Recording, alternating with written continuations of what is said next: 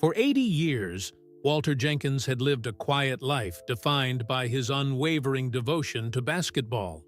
But when a heart attack during halftime of a Lakers game landed him in Cleveland Memorial Hospital, Walt never imagined his dedication would catch the attention of his lifelong hero. LeBron James was no stranger to passionate fans, but when he learned about the elderly man who had never missed watching a single one of his games since high school, through championships and defeats, through Cleveland, Miami, and Los Angeles, what began as a simple hospital visit transformed into something neither man expected. What Walt didn't know was that his loyalty had already made a deeper impact on LeBron than he could ever imagine. A secret that would only be revealed when their paths finally crossed. Walter Jenkins pushed himself up from his worn leather recliner with a soft grunt. At 80 years old, his joints weren't what they used to be. The Lakers game was starting in 20 minutes, and Walt needed his lucky purple and gold socks. "Can't watch without the lucky socks," he mumbled to himself, shuffling toward his bedroom. Walt's small apartment wasn't much, but every inch of wall space told the story of his greatest passion. Framed jerseys, signed basketballs, and hundreds of photos covered nearly every available surface. Most featured the same player, LeBron James. In the center of his living room wall hung Walt's pride and joy, a framed ticket stub from LeBron's very first high school game at St. Vincent St. Mary. Next to it was a faded newspaper clipping with the headline, "Local Phenom Shows Promise." Walt had been there that day, sitting in the bleachers, watching a skinny teenager who would grow to become the greatest player Walt had ever seen. "Where did I put those socks?" Walt muttered, rummaging through his dresser drawer. His fingers brushed against something hard at the back. He pulled out a small wooden box and smiled. Inside was his collection of ticket stubs, one from every LeBron game he'd attended in person. There were hundreds. Walt ran his fingers over the tickets, remembering each game. The night LeBron scored his first NBA points, the playoff victories, the heartbreaking losses, the championship celebration. Walt had been there for all of it. He finally found his lucky socks tucked under his pillow and chuckled.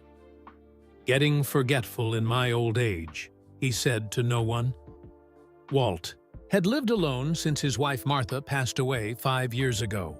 They never had children. Basketball, and especially LeBron, had become Walt's family. Back in his recliner, Walt carefully pulled on his socks and reached for his game day ritual. From the side table, he picked up a tattered notebook filled with statistics from every LeBron game ever played. Walt had recorded them himself: points, rebounds, assists, minutes played. He flipped to the most recent entry and ran his finger down the column of numbers. 27 points last game, Walt said proudly, as if talking about his own son. 8 rebounds, 6 assists. He knew these numbers better than his own medical information. The TV flickered to life as Walt pressed the remote button. His wall calendar caught his eye. Every Lakers game circled in red. Not a single circle had an X through it. Walt had never missed watching a game, either in person or on television, since LeBron entered the NBA. "Not one game," Walt said with pride, adjusting his glasses. He'd traveled to see LeBron play whenever he could afford it. When his knees got too bad for travel, he made sure his television service never lapsed. When money was tight, he'd listen on the radio. One memorable night during a power outage, he'd sat in his car in the parking lot of his apartment building, listening to the game on the car radio until the battery nearly died. The pre-game show started, and Walt leaned forward with anticipation. The commentators discussed LeBron's longevity, still dominating games at his age. "That makes 2 of us still going strong," Walt chuckled, rubbing his arthritic knee. On the coffee table sat a worn shoebox filled with letters. Walt had written to LeBron regularly for years. Most were never sent, just Walt's way of feeling connected to his hero. The ones he did mail probably got lost among the thousands of fan letters LeBron received. Walt never expected a response, but he kept writing anyway. As the players took the court for warm-ups, Walt's face lit up at the sight of number 23. He grabbed the remote and turned up the volume. "There he is," Walt said, his voice filled with admiration. "Still the king."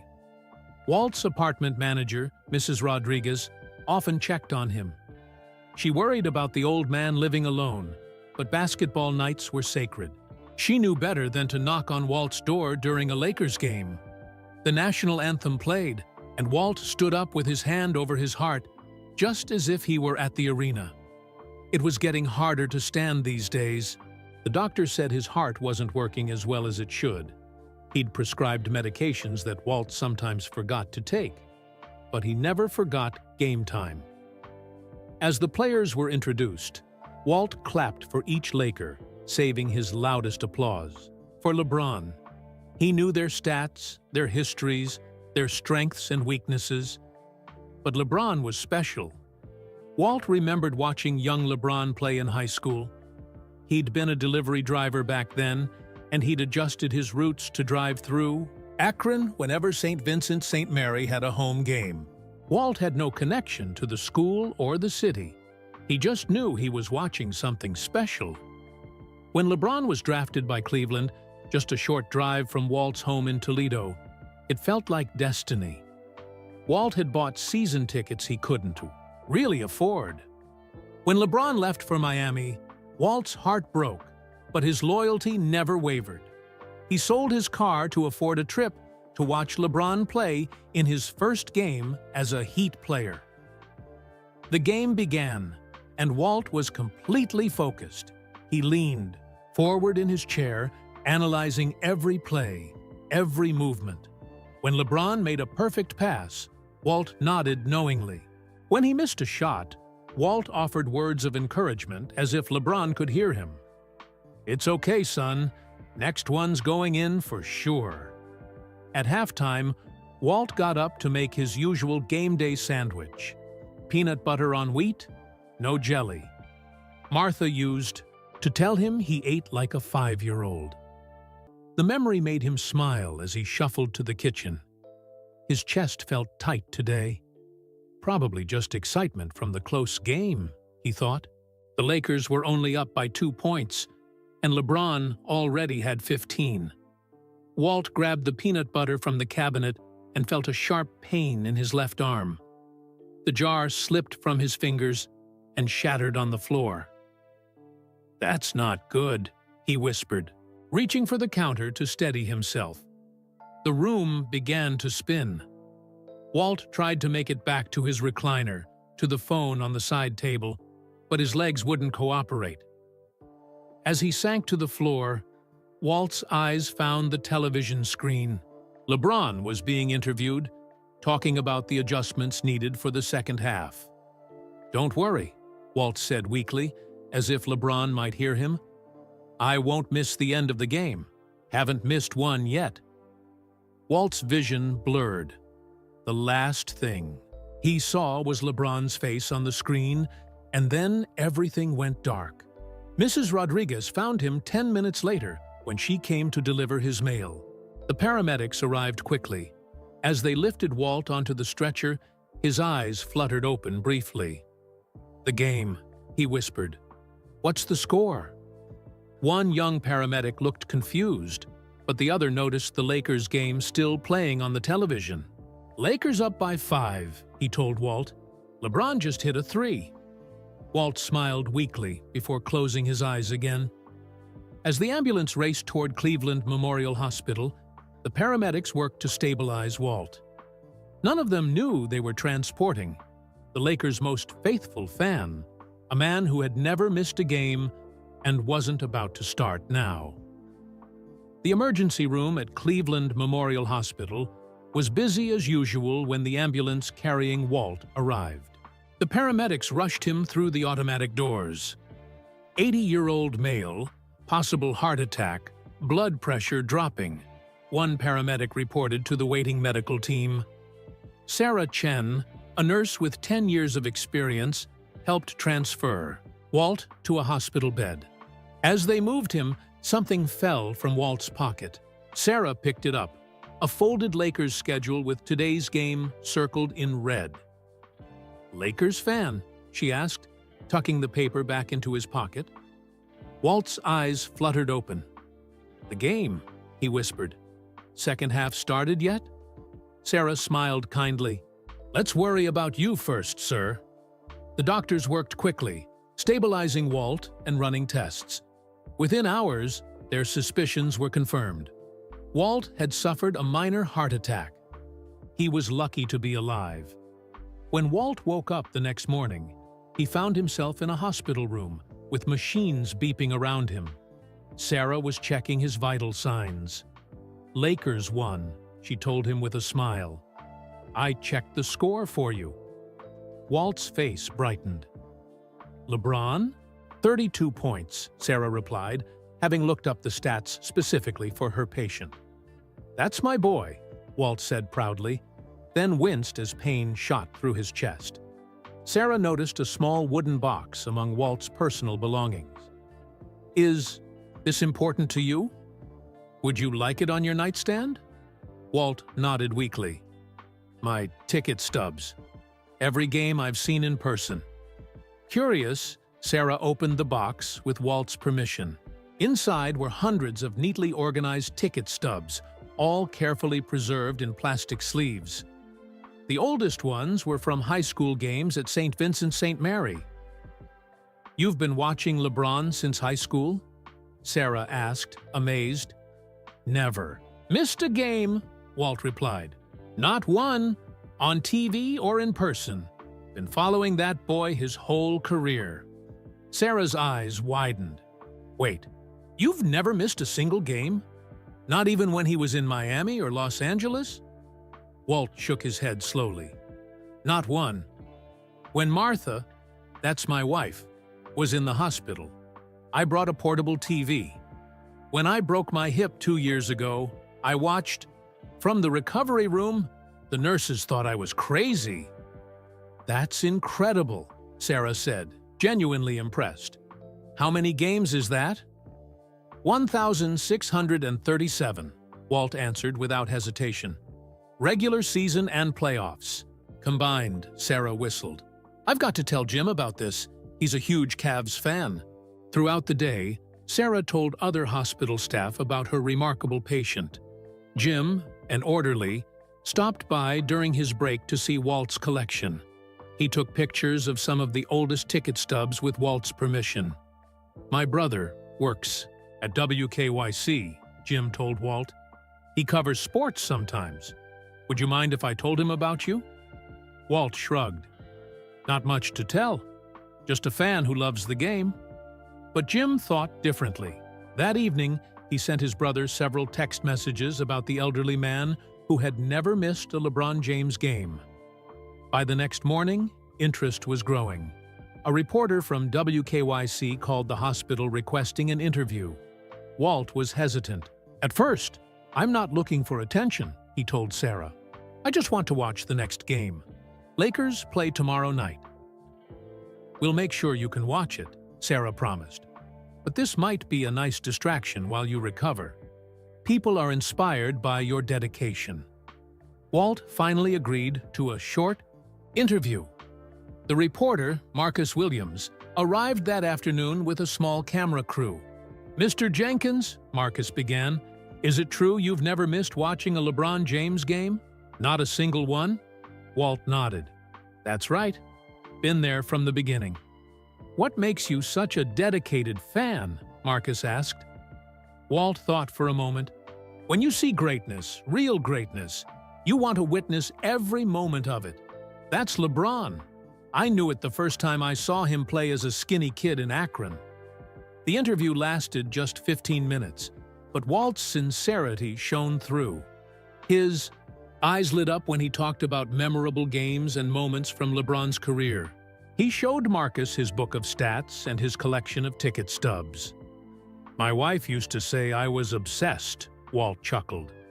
maybe she was right. The story aired that evening on the local news, and by morning, it had been picked up by several sports websites. Clips of Walt showing his memorabilia collection and reciting LeBron's stats from memory began circulating online.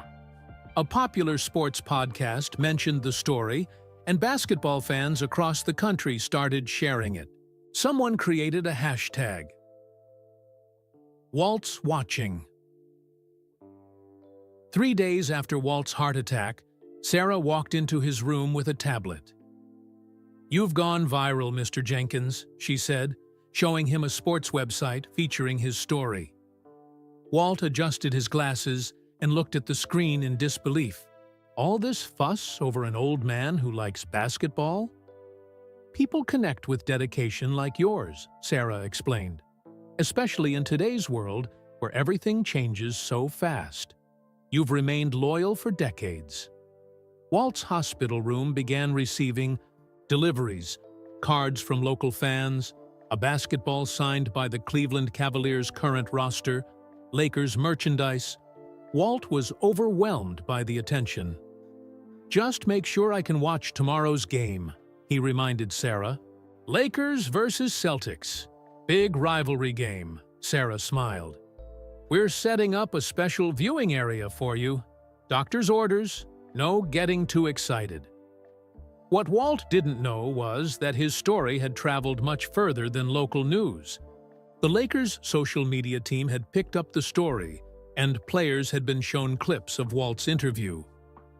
In Los Angeles, after practice, a reporter approached LeBron James. "Have you heard about Walter Jenkins, the 80-year-old fan who claims he's never missed one of your games?" LeBron paused, a curious expression crossing his face. "No, I haven't. Tell me about him." As the reporter explained Walt's story, something flickered in LeBron's eyes. Recognition, perhaps. Or maybe just appreciation for such remarkable dedication. Back in Cleveland, Walt dozed in his hospital bed, unaware that his simple act of loyalty was about to bring his hero into his life in a way he never imagined. LeBron James sat in the locker, room after practice, towel draped around his shoulders, scrolling through his phone. The reporter's words about an elderly fan named Walter Jenkins had stuck with him. "Hey, Carter," LeBron called to the Lakers' media coordinator.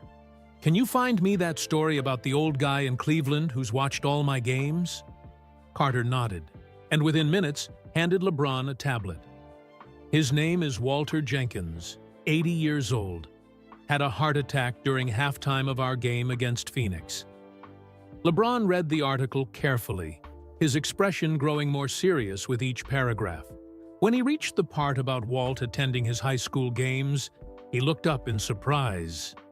"I remember this guy," LeBron said softly. "Older man. Always sat in the same spot at St. V games. Used to give me a thumbs up during warm-ups. LeBron." Watched the video interview with Walt. He smiled as Walt recounted the details of games from years ago with perfect clarity. "He's got a better memory than I do," LeBron chuckled. When Walt showed his collection of ticket stubs, LeBron leaned forward, studying the screen more intently. After finishing the video, LeBron sat quietly for a moment. His teammates noticed the unusual silence from their normally talkative leader. "Everything okay?" Anthony Davis asked, pausing beside LeBron's locker. "Yeah," LeBron replied, still looking at the tablet. "Just thinking about something." Later, as the team boarded the bus, LeBron approached Coach Hansen. "Coach, we play in Cleveland next week, right?" "Thursday night," the coach confirmed. "Why?" "I need to make a stop while we're there," LeBron said. "Something important." That evening, LeBron sat in his home office, surrounded by memorabilia from his own career. Championship trophies, MVP awards, framed jerseys, evidence of his incredible journey in basketball. He picked up his phone and called Carter again. "Can you get me the contact information for Cleveland Memorial Hospital?" and find out which room Walter Jenkins is in. While waiting for the information, LeBron opened his laptop and began searching for old photos from his St. Vincent St. Mary days. He scrolled through dozens of images, studying the crowds in the background of each one. In a photo from the state championship game, LeBron spotted a familiar face in the crowd. A younger Walter Jenkins, maybe in his 60s then, cheering with both arms raised. LeBron stared at the image for a long time. "All these years," he murmured. The next day, after another practice session, reporters gathered around LeBron for the usual post-practice interviews. Most questions were about the upcoming game and team strategies, until one reporter mentioned, "Walt, LeBron, have you heard about the fan in Cleveland who's reportedly never missed one of your games?" Instead of the brief acknowledgement the reporter expected, LeBron's face broke into a warm smile. "Walter Jenkins," he said, surprising everyone with his familiarity. "Yeah, I've heard about him. Actually, I think I've seen him at games going all the way back to high school." The reporters leaned in, sensing a story. When someone supports you like that, never missing a game for your entire career, that's not just being a fan. That's family, LeBron continued. And you take care of family. "Do you have any plans to reach out to him?" another reporter asked. LeBron nodded. "I do, but that's between me and Mr. Jenkins for now." The cryptic answer set off speculation online. Sports talk shows discussed what LeBron might be planning. Fans debated whether LeBron would send a gift, make a call, or even visit Walt. In Cleveland, Walt was oblivious to the growing buzz. He was focused on his recovery and, of course, not missing any Lakers games. The hospital staff had set up a special arrangement so he could watch from his bed. On Tuesday evening, Walt was dozing when his hospital room phone rang. Sarah, who was checking his vitals, answered it. "Mr. Jenkins's room," she said. Her eyes suddenly widened. "I'm sorry. Who is this again?" Walt looked up curiously as Sarah's professional demeanor faltered. Yes, he's right here," she stammered, holding out the phone to Walt with a shaking hand. It's LeBron James." Walt stared at the phone as if it might bite him. "That's not funny, Sarah." "I'm serious," she whispered urgently. "Take it." With trembling fingers, Walt took the phone. "Hello? Mr. Jenkins?" The voice was unmistakable. "This is LeBron James." Walt's free hand clutched at his heart monitor. "Is this really you?" LeBron chuckled. "It's really me, sir. I just wanted to check on you. Heard you had a rough time during our game against Phoenix." "I'm doing better," Walt managed to say, his voice thick with emotion. "Doctor says I should be okay." "That's good to hear," LeBron replied. "I saw your interview. Pretty impressive that you've never missed a game." "Not one," Walt confirmed, his pride evident even through his shock. "Been there since Akron." "I know," LeBron said softly. "I remember seeing you at St. V, always in the third row, usually wearing a blue cap." Walt gasped. "You remember that?" "Players notice the consistent faces," LeBron explained, "especially through the tough times." They talked for nearly 15 minutes.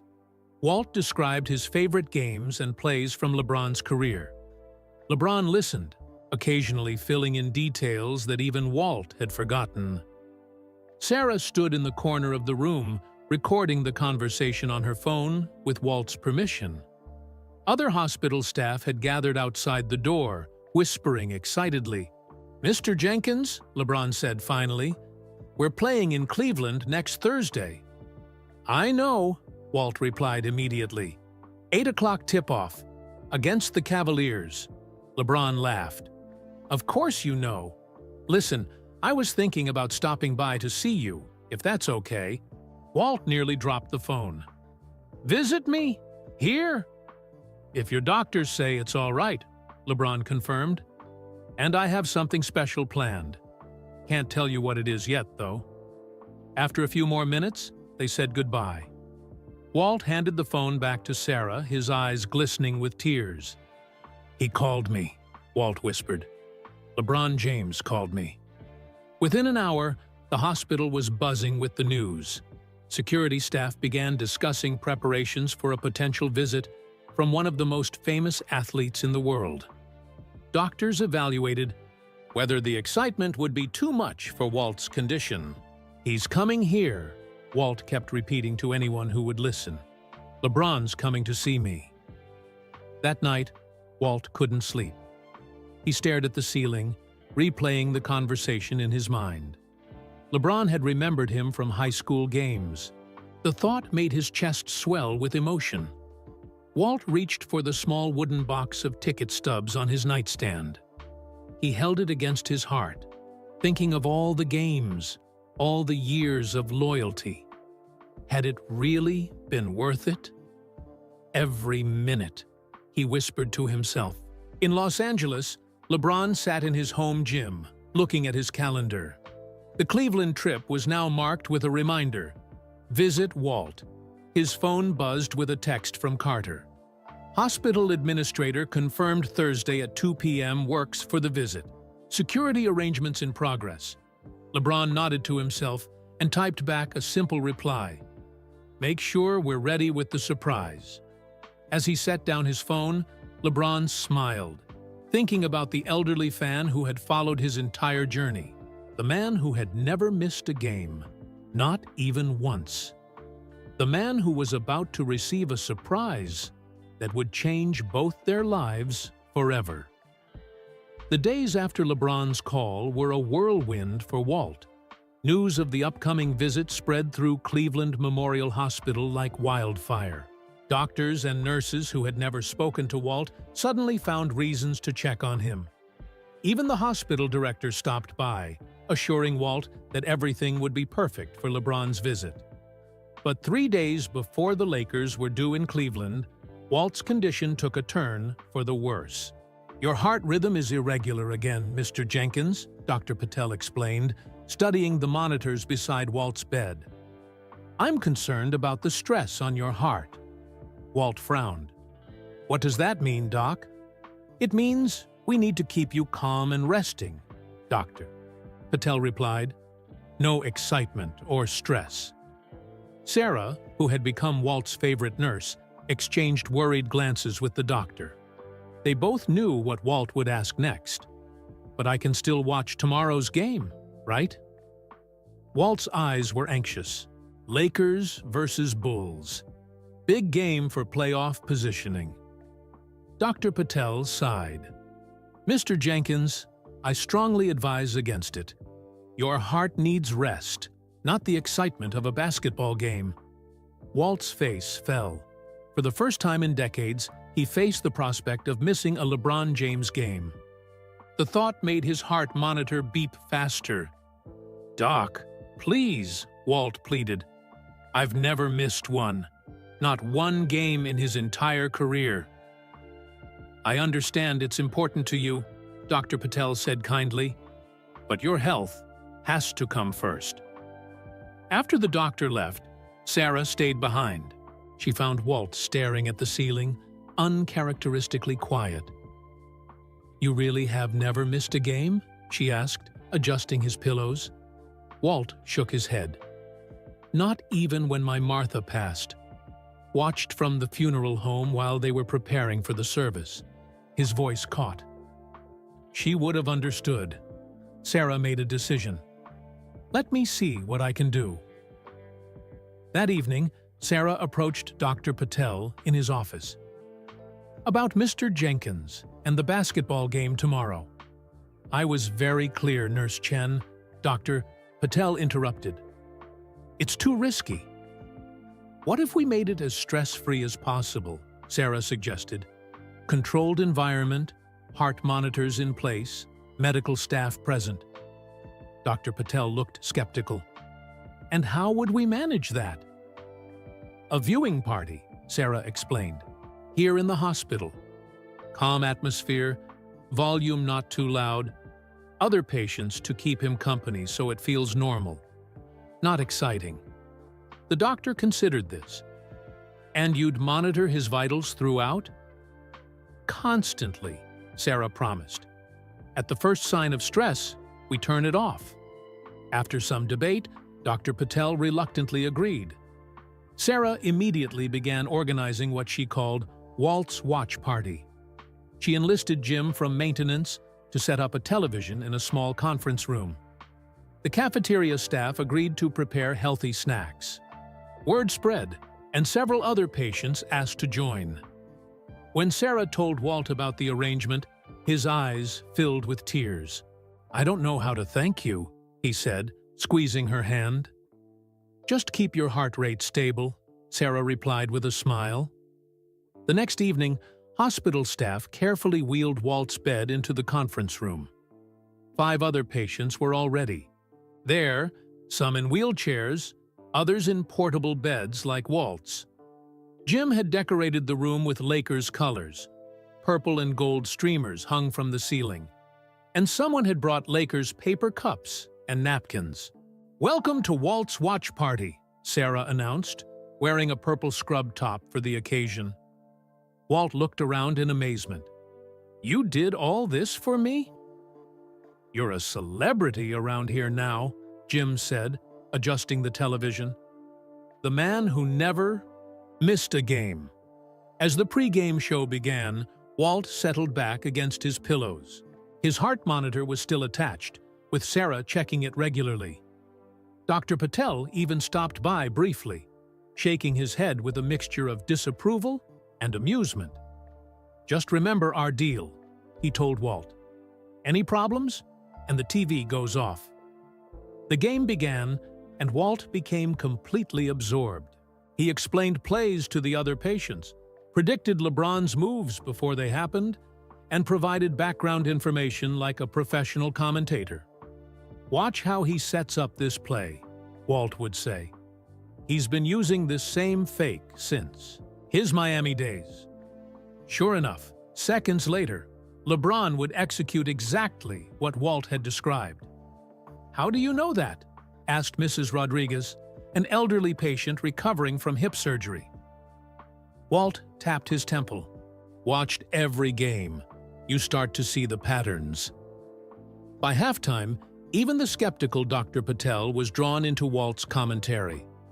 He stood by the door, pretending to check a chart, but actually listening to Walt explain LeBron's evolution as a three-point shooter. The second half was tense. The Bulls led by 4 points with 2 minutes remaining. Walt's heart monitor began beeping more rapidly. Sarah moved closer to him, concerned. "Mr. Jenkins, remember your heart?" "I'm fine," Walt assured her, though his knuckles were white as he gripped the bed rail. With 30 seconds left, the Lakers were down by 2. Walt held his breath as LeBron dribbled at the top of the key, sizing up his defender. "He's going to drive right, then step back for the 3, Walt predicted. Everyone watched in amazement as LeBron did exactly that, sinking a three-pointer with 8.2 seconds remaining.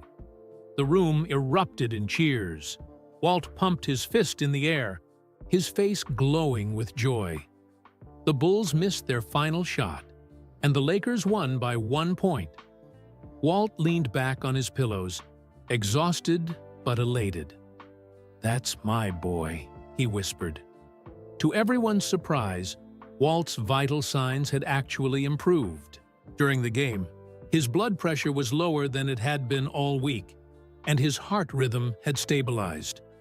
"The power of basketball," Sarah remarked, as they wheeled Walt back to his room.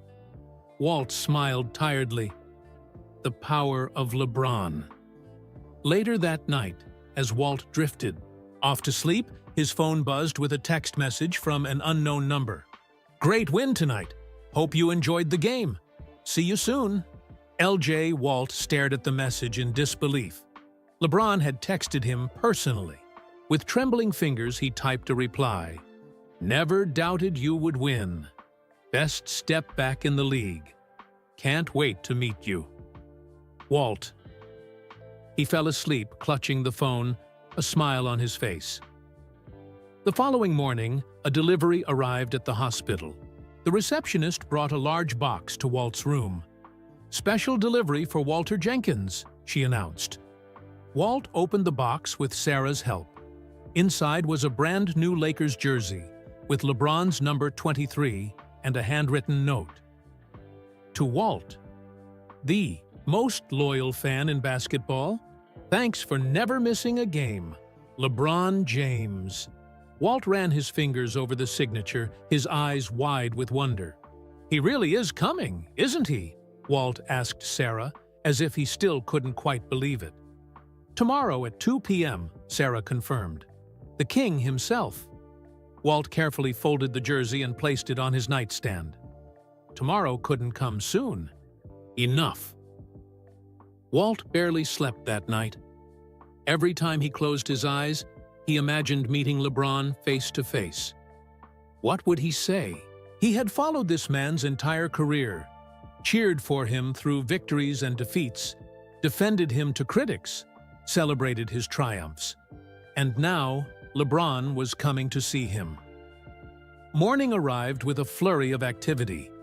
Hospital staff moved quickly, preparing for their famous visitor. Security guards took positions at entrances. Maintenance crews made sure every hallway was spotless. "Big day, Mr. Jenkins," Dr. Patel said during morning rounds. "How are you feeling?" "Nervous," Walt admitted. "Heart's beating like a teenager on prom night." Dr. Patel checked Walt's monitors with a concerned expression. "Try to stay calm. We don't want any setbacks before the big meeting." At 10 a.m., Sarah arrived for her shift and immediately came to Walt's room. "Ready for your big day?" Walt nodded, then gestured to his unshaven face and hospital gown. "Can't meet LeBron looking like this, though," Sarah smiled. "I thought you might say that. I've arranged for a proper shave and a haircut, and..." She pulled a package from behind her back. "My husband's Lakers sweatsuit. It's brand new, never worn." Walt's eyes widened. "You didn't have to do that." "Everyone wants this to be special for you," Sarah replied. "You've become the hospital's favorite patient." By noon, Walt had been shaved, had his hair trimmed, and changed into the purple and gold sweatsuit. Sarah had helped him arrange his memorabilia on the bedside table, his book of statistics, his ticket stub collection, and a few special photos. "How do I look?" Walt asked, adjusting the sweatsuit. "Like LeBron's #1 fan," Sarah assured him. At 1:30 p.m., activity outside. Walt's room increased. He could hear hushed voices and hurried footsteps in the hallway. His heart monitor beeped faster. "Breathe, Mr. Jenkins," Sarah reminded him, checking his vitals. "Remember what Dr. Patel said about staying calm." "Easy for him to say," Walt muttered. "He's not meeting LeBron James today." At 1:45 p.m., the hospital director appeared at Walt's door. "Mr. Jenkins, we've received word that Mr. James has arrived at the hospital. He'll be here shortly." Walt nodded, suddenly unable to speak. After all these years of watching from a distance, LeBron was minutes away. Sarah helped Walt sit up straighter in bed and arranged his pillows. She placed his wooden box of ticket stubs within easy reach. "Your entire collection?" she asked. "Just the special ones," Walt replied. "His first high school game, his NBA debut, his first championship, the game when he passed Kareem in scoring." A ripple of excitement moved through the hospital corridor. Whispers became louder, and then fell silent. Someone important was coming. Walt heard a deep voice outside his room. "Which one is Mr. Jenkins?" His breath caught in his throat. He knew that voice from countless interviews and commercials. Sarah squeezed his hand reassuringly. The door to Walt's room opened, and there he was, LeBron James, all 6'9" of him, ducking slightly to enter the room. He was dressed in Lakers warm-up gear, as if he had come straight from practice. Walt blinked rapidly, worried he might be dreaming. But LeBron was real, filling the hospital room with his presence. Their eyes met, and LeBron's face broke into a warm smile. "Mr. Jenkins," LeBron said, approaching the bed. "It's an honor to finally meet you properly." Walt tried to speak, but no words came out. Tears welled in his eyes as LeBron extended his hand. With trembling fingers, Walt reached out to shake it. "I've been watching you play since you were 15. Years old," Walt finally managed to say, his voice cracking with emotion. LeBron nodded, still holding Walt's hand. "I know. I remember seeing you at those St. V games. Blue cap, third row." "You really do remember," Walt whispered. "Some faces stay with you," LeBron replied. He pulled a chair close to Walt's bed and sat down, making the hospital furniture look comically small beneath his frame. "So you've never missed a game? Not one?" Walt shook his head proudly. "Not a single one. When you went to Miami, I got NBA League Pass. When you came back to Cleveland, I was there for your first home game. When you went to LA, I stayed up late. For the West Coast games, even though my doctor said I needed more sleep," LeBron chuckled. "Maybe you should have listened to your doctor." "Some things are more important than sleep," Walt replied with a wink. The tension broken, they began to talk like old friends. LeBron asked about Walt's health, and Walt assured him he was improving daily. "The nurses say my heart rate is most stable when the Lakers are winning," Walt joked. "Then we'll have to keep winning for you," LeBron promised. Sarah stood quietly in the corner, watching the interaction with tears in her eyes.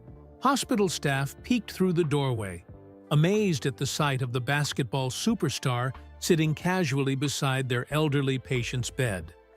Walt reached for his wooden box. "I brought some memories to show you." LeBron leaned forward with interest, as Walt carefully removed ticket stubs from their plastic sleeves.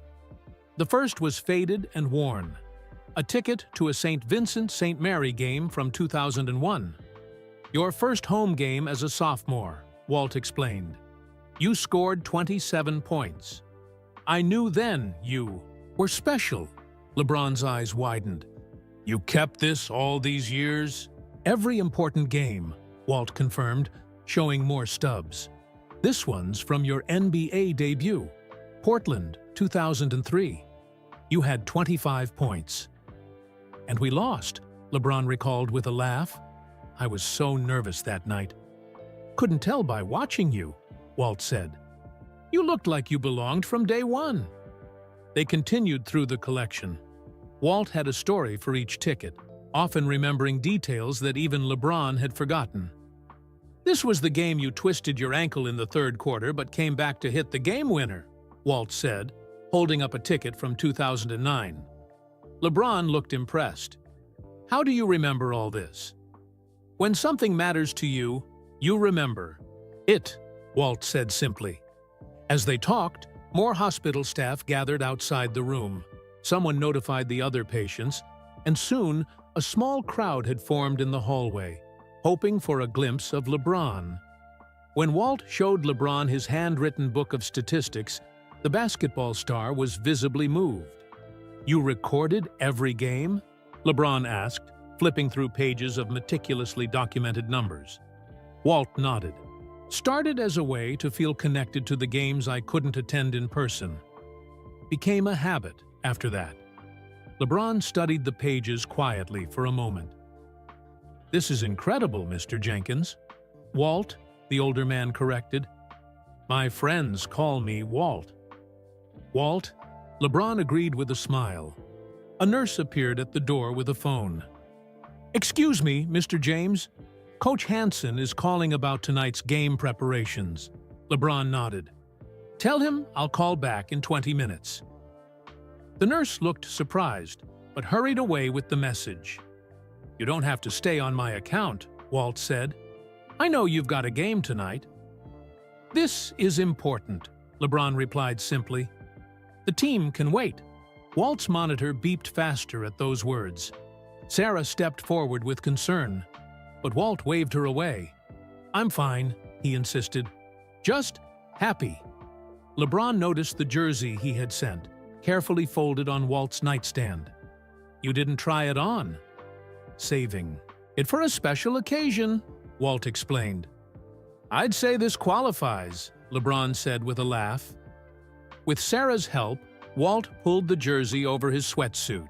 It was enormous on his thin frame, but Walt wore it with unmistakable pride. "How about a picture?" LeBron suggested, taking out his phone. Walt could hardly believe it. LeBron James wanted a photo with him, not the other way around. Sarah helped position Walt, and LeBron sat on the edge of the bed, putting his arm carefully around Walt's shoulders. "Smile," Sarah said, taking the photo with LeBron's phone. After checking the picture, LeBron studied Walt for a moment. "You?" "No, they told me you were at the game when I passed Kareem for the all-time scoring record." Walt nodded excitedly. "Floor seats. Cost me 3 months of savings, but I wasn't going to miss that. Greatest moment in basketball history, if you ask me." "I remember looking into the crowd after that shot," LeBron said thoughtfully. "So many faces, but some stood out. I think I saw you." Walt's eyes widened. "Really?" An older gentleman in Lakers gear, standing and clapping when everyone else was jumping and screaming. Dignified, like you'd seen greatness before and knew how to appreciate it properly. "That was me," Walt whispered, a tear sliding down his cheek. "That was exactly me." The moment was interrupted by a knock at the door. The hospital director peeked in. "I'm sorry to interrupt, but there are some other patients who were hoping to meet Mr. James if he has time."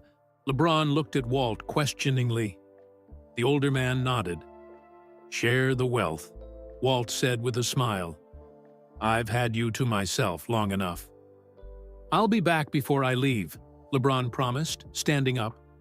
As LeBron moved toward the door, Walt called, "After him." "LeBron," the basketball star turned.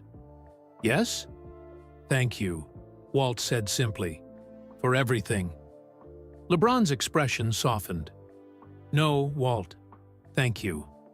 LeBron spent nearly an hour visiting other patients in the hospital. He signed autographs, took photos, and spoke kindly to everyone he met. Hospital staff watched in amazement as the superstar athlete showed genuine interest in each person's story. But true to his word, LeBron returned to Walt's room before leaving.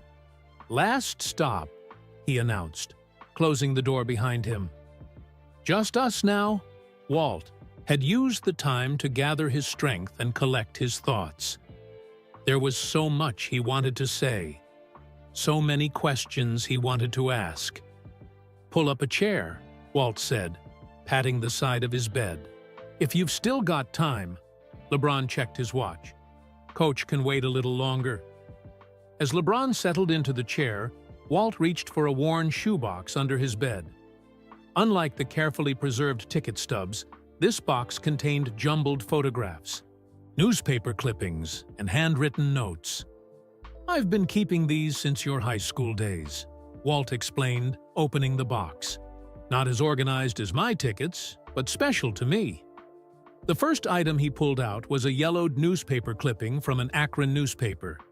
The headline read, "Local Freshman Phenom Scores 41 in Varsity Debut."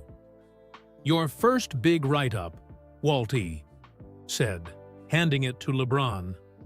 "I was working as a delivery driver back then. Made a special trip to Akron to get this paper." LeBron studied the old article with a nostalgic smile. "So much pressure on a kid. Sometimes I forget how young I was." "You handled it better than anyone could have expected," Walt said. "I remember your first televised high school game. ESPN took a chance on a sophomore, and you delivered." "That game against Oak Hill," LeBron recalled. "Were you there?" Walt, nodded proudly. Drove 5 hours each way. Called in sick to work. Worth every minute. He pulled out more memories. A program from the state championship game. A photo he'd taken from the stands of young LeBron, cutting down the nets. A sports C, illustrated with the famous Chosen One cover. "I've got something you might not have seen," Walt said, digging deeper into the box. He carefully extracted a folded piece of notebook paper. "You did a signing at a sporting goods store in Cleveland before your rookie season. The line was too long, and I couldn't stay because of work. So I wrote you this letter instead." Walt unfolded the paper, revealing a handwritten letter. "Never got to give it to you." LeBron took the letter gently, as if handling a precious artifact. He read it silently, his expression growing more serious with each line. "Dear LeBron," he read aloud, "you don't know me, but I've been watching you play since you were 15. Basketball has been my life's passion, and in all my years, I've never seen anyone with your combination of skill, intelligence, and maturity." LeBron paused, visibly moved. He continued reading. "Whatever happens in your career, know that there are people like me who will support you through good times and bad. Not because we expect championships or MVP awards, but because we recognize a special human being when we see one." He looked up at Walt. "You wrote this before I ever played an NBA game." Walt nodded. "I knew what you'd become." "May I keep this?" LeBron asked. "It was always meant for you," Walt replied. They sat in comfortable silence for a moment, the weight of 20 years of connection hanging between them. "Tell me about the day I left Cleveland," LeBron said suddenly. "The decision." Walt's face tightened slightly at the memory. "That was a hard day." "For me too," LeBron admitted. "But I want to hear your perspective."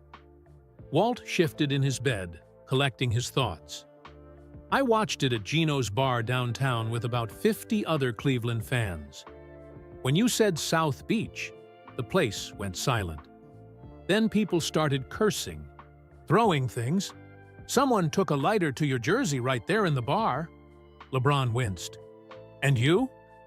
"I walked out," Walt said simply. "Couldn't stand to see them burn your jersey. You gave us 7 great years. You had the right to go." "Not everyone saw it that way," LeBron noted. "People get attached to the idea that players belong to them." Walt replied, "I never felt that way. I was grateful for every game I got to see you play, no matter what jersey you wore." Walt reached for another clipping, a Miami newspaper with the headline, "Heat Big 3 Win First Championship." "I watched every playoff game that year," Walt said. "Wore a Heat cap in Cleveland. Nearly got punched for it once." LeBron laughed. "Brave man." "When you came back in 2014, I was first in line for tickets," Walt continued. "Still have the camping chair I used waiting outside the box office." "And 2016?" LeBron asked, referring to Cleveland's championship year. Walt's eyes lit up. "Best day of my life. Down 3-1 to the best regular season team ever. That block on Iguodala in Game 7, I spilled an entire beer on the guy next to me jumping up. He didn't even care. We were all too happy." "That was for Cleveland," LeBron said softly. "We know," Walt assured him. "That's why the city forgave everything." LeBron leaned back in his chair. "It's strange hearing my career through someone else's eyes. Through your eyes." "Been quite a journey," Walt said. "For both of us." "What about when I went to Los Angeles?" LeBron asked. Walt smiled. "By then, I just wanted you to be happy. Cleveland got its championship. You gave us that. The rest was bonus," LeBron nodded thoughtfully. "You know, most fans follow teams, not players. They support whoever wears their city's colors. I started that way too, Walt admitted. But somewhere along the line, it became about you and your journey. The teams changed, but the player, the person, remained special to me. Walt reached for his heart monitor, which had started beeping more rapidly. Sarah peeked in with a concerned expression, but Walt waved her away. "You need to rest," LeBron said, noticing Walt's fatigue. "Just one more thing," Walt insisted, reaching again into his box. He pulled out a small, worn photograph. "This is why I never missed a game." The photo showed a much younger Walt standing beside a boy of about 12, both wearing basketball jerseys. The resemblance between them was unmistakable. "My son, James," Walt said, his voice thick with emotion. "Named him after my father, but everyone called him Jimmy. He loved basketball even more than I did."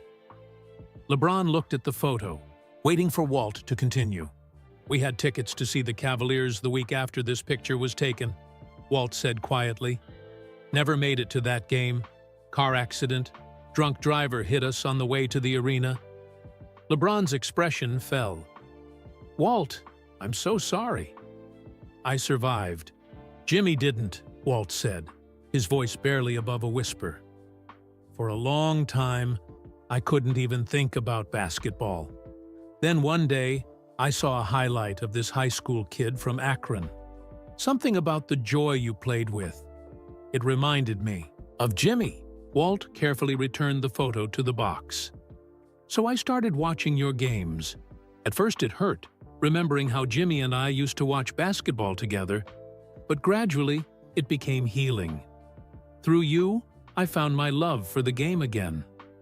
LeBron reached out and placed his hand over Walt's. No words seemed adequate. "That's why I never missed a game," Walt said finally.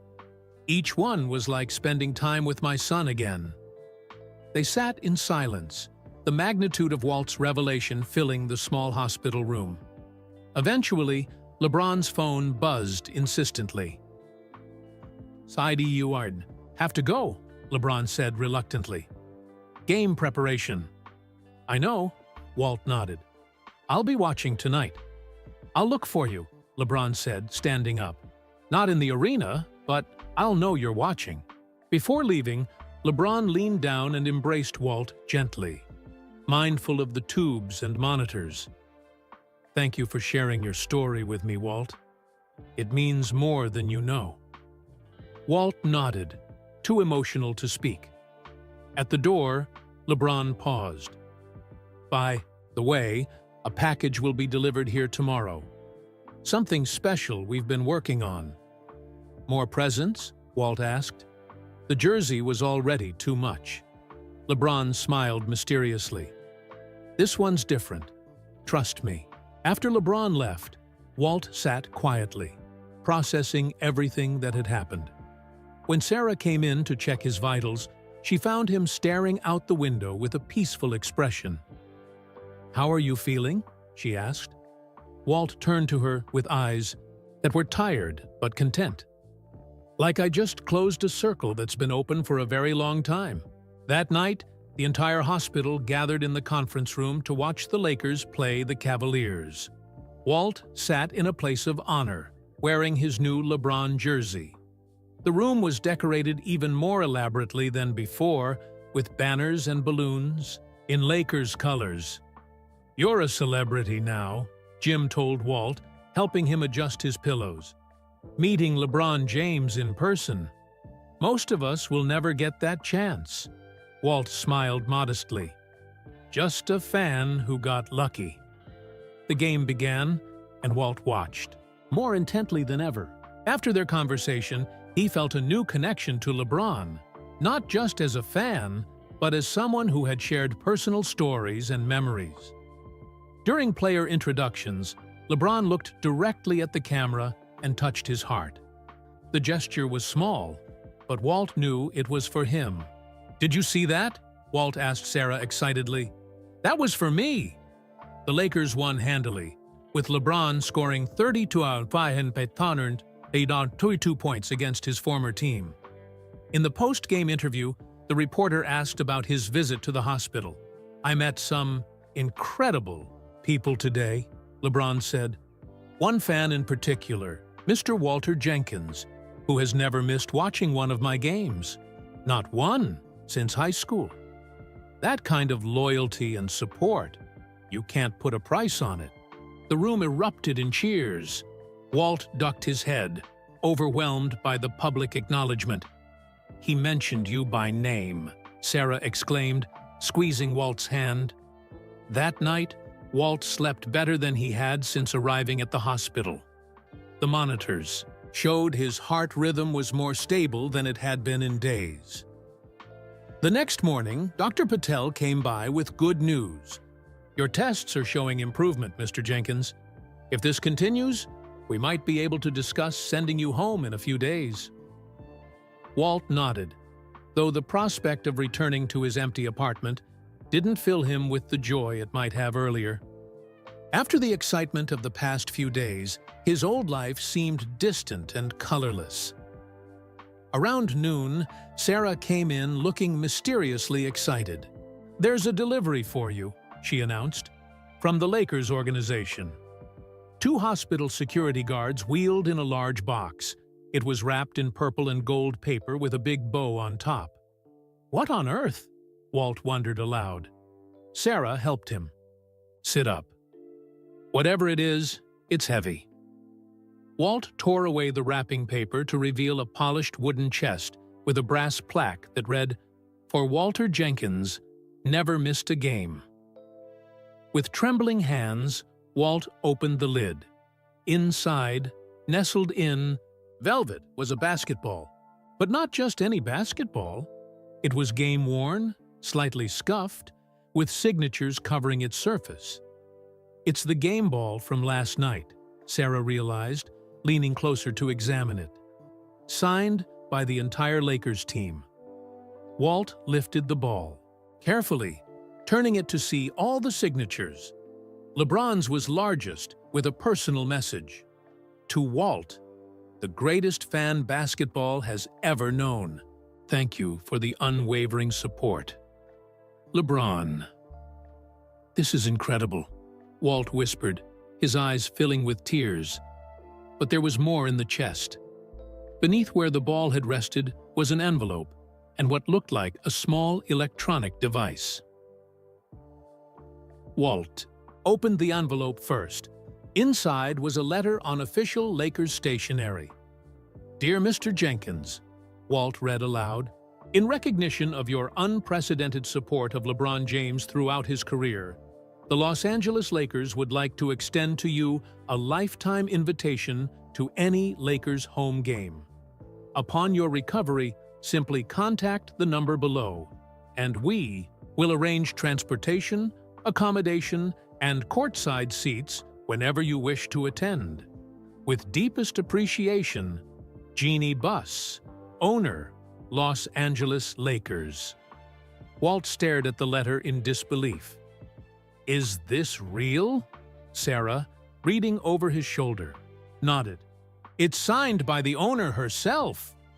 "But what's this?" Walt asked, picking up the electronic device. It looked like a tablet, but smaller, with a single button. As if on cue, the device began to ring. Walt looked at Sarah in confusion. "I think you're supposed to answer it," she suggested. Walt pressed the button, and the screen lit up.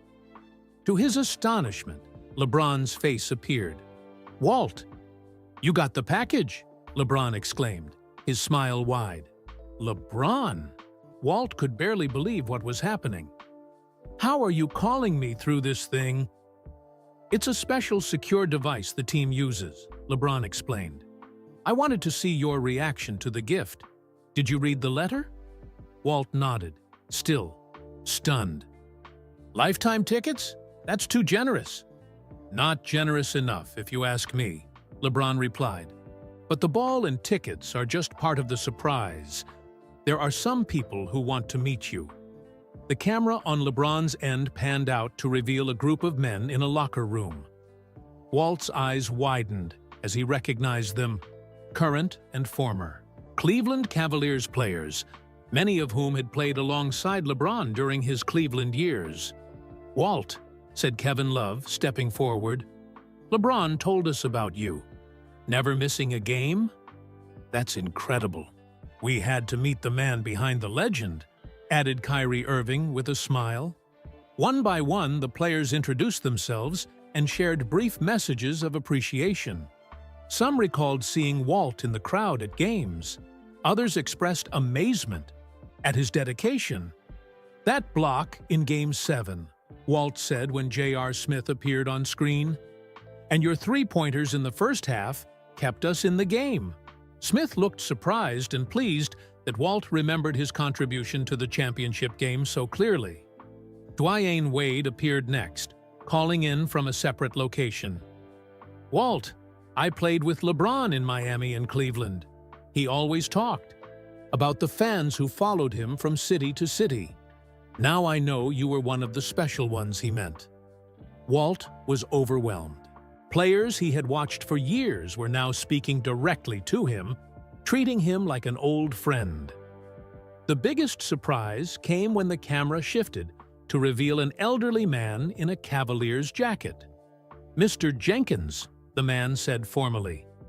"Austin, Carr here. LeBron tells me you've been following Cleveland basketball since my playing days," Walt gasped. Austin Carr was a Cavaliers legend from the 1970s and now a beloved broadcaster.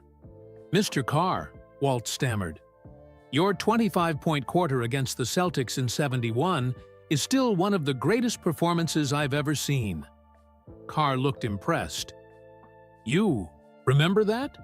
Most people only know me as the announcer now." "I remember every great Cavaliers moment," Walt assured him. "Been watching since the team joined the league in '70. The call continued for almost 30 minutes, with more players joining to speak with Walt.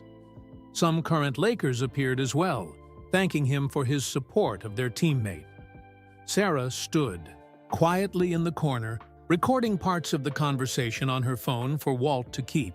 Hospital staff peeked in occasionally, amazed at the scene of their elderly patient chatting comfortably with NBA stars. As the call was winding down, LeBron returned to the center of the screen. "There's one more thing, Walt. The device you're holding. It's yours to keep. It's programmed with a direct line to my personal phone."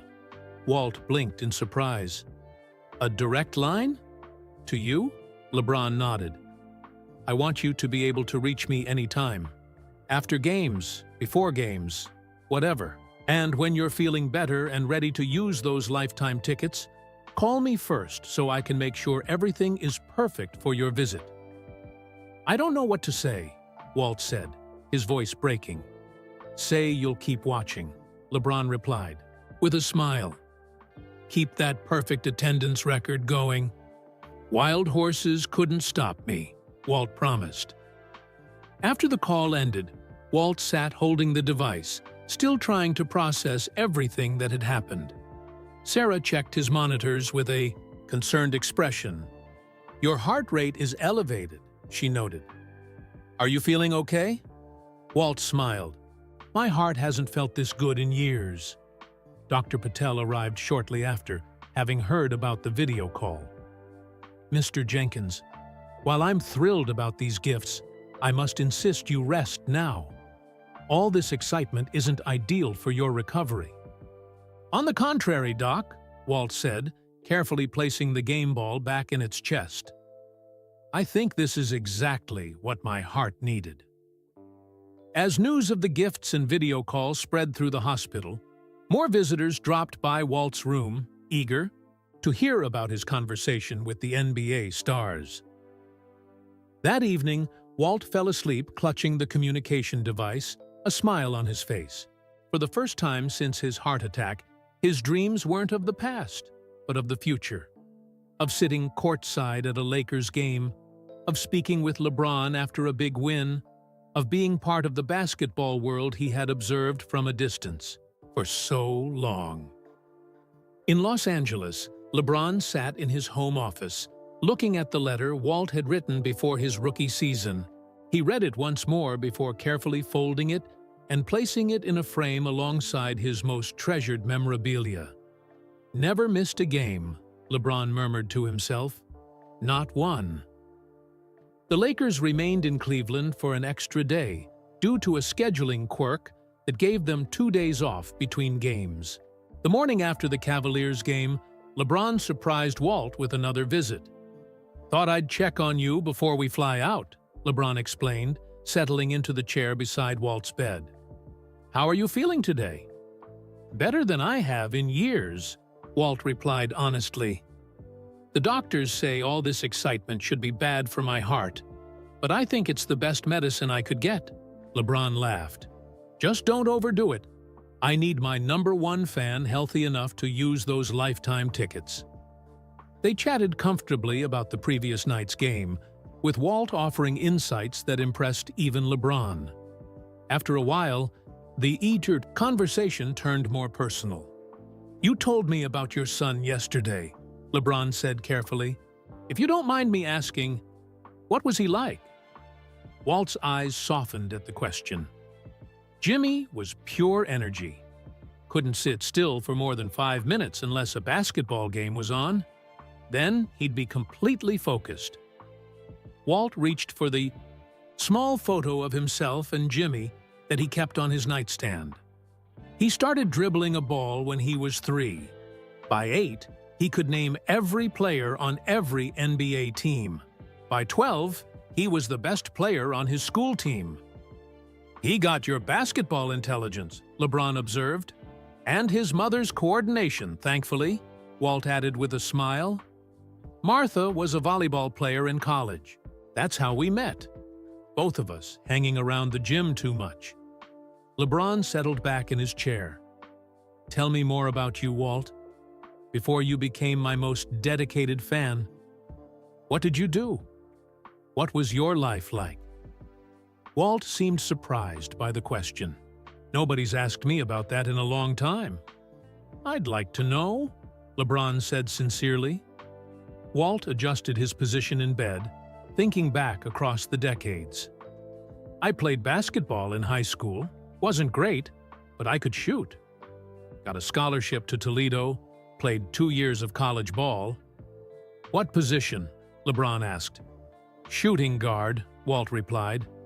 Though back then, positions weren't as specialized as they are now. "What happened after 2 years?" Walt's expression darkened slightly.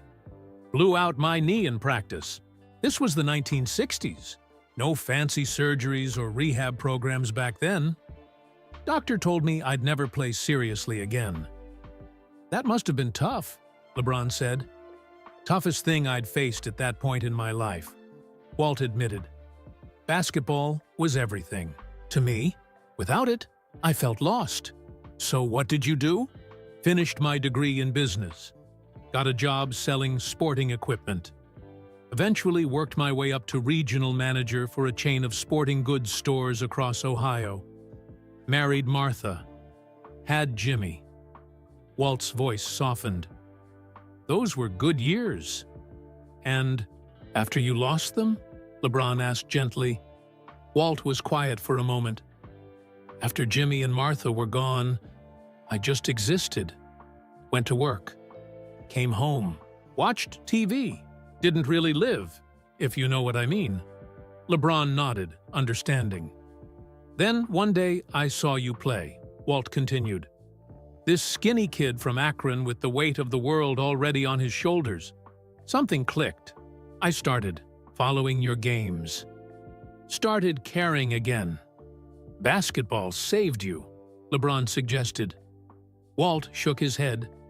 "No, you saved me. Your joy for the game. Your resilience through adversity. Watching you grow up on and off the court gave me something to look forward to." LeBron seemed deeply moved by this revelation. "I had no idea I could impact someone's life like that." "That's your gift," Walt said. "Not just the basketball talent, though that's extraordinary. It's how you connect with people, even from a distance. He gestured to the hospital room. And now, up close. They sat in comfortable silence for a moment, the weight of Walt's words hanging between them. "You know," Walt said finally, "at 80 years old, you gain some perspective. Want to hear some old man wisdom?" LeBron smiled. "I'd be honored." "Time passes faster than you think," Walt began. "One day, you're a rookie with your whole career ahead of you. The next, you're looking back at what you accomplished. So enjoy each moment." LeBron nodded thoughtfully. "Second," Walt continued, "the records and awards are nice, but they're not what matters in the end. What matters are the lives you touch along the way." "Like yours," LeBron noted. "Like mine," Walt agreed, "and thousands of others. Kids who see possibilities for themselves because of you. Parents who use your example to teach their children about perseverance. Old men who find purpose through your games." "I try to be aware of that responsibility," LeBron said. "You've handled it better than anyone could reasonably expect," Walt assured him. "Last piece of wisdom, forgive yourself for the misses. The shots that didn't fall. The games you lost. The decisions you'd make differently now." LeBron's expression became more serious. "That's the hardest one." "I know," Walt said. "I spent years blaming myself for the accident that took Jimmy. If we'd left home 10 minutes earlier or later, if I'd taken a different route." His voice trailed off. "It wasn't your fault," LeBron said firmly. "Took me years to accept that." Walt replied, "Don't wait as long as I did to forgive yourself for being human." LeBron reached out and squeezed Walt's hand gently. "Thank you for sharing that with me." Walt waved dismissively, suddenly self-conscious. "Listen to me. Preaching. To LeBron James like I have all the answers. Sometimes the most important answers come from unexpected places," LeBron said. "My mother taught me that." The conversation shifted to LeBron's family. His wife, his children, his mother. Walt listened attentively as LeBron described how he balanced his basketball career with being present for his kids. "You're doing it right," Walt assured him. "Being there for the moments that matter. That's what they'll remember." As visiting hours came to an end, a nurse appeared to remind them that Walt needed his rest. "One last thing before I go," LeBron said, reaching into his pocket. He pulled out a small velvet pouch and handed it to Walt. Walt opened it carefully. Inside was a championship ring, not a replica, but an actual NBA championship ring with LeBron's high name engraved on it. "This is from 2016, Walt gasped, recognizing the design immediately. "The Cleveland Championship," LeBron nodded. "One of my extras. I want you to have it." "I can't accept this," Walt protested. "It's too valuable." "You earned it," LeBron insisted. "Every fan who stuck with Cleveland through the decades of disappointment earned it. But you especially, Walt." With trembling hands, Walt slipped the massive ring onto his finger. It was comically large on his thin hand. But the symbolism wasn't lost on him. "I'll treasure it always," he promised, his voice thick with emotion. As LeBron stood to leave, Walt called out to him. "Next time you're facing a crucial moment in a game and doubt creeps in, remember that I'm watching. I've always been watching. And I've never lost faith in you. Not once." LeBron nodded, visibly moved. "I'll remember that, Walt. And it will make a difference." After LeBron left Cleveland, Walt's hospital room felt quieter. The parade of curious staff members and fellow patients slowed.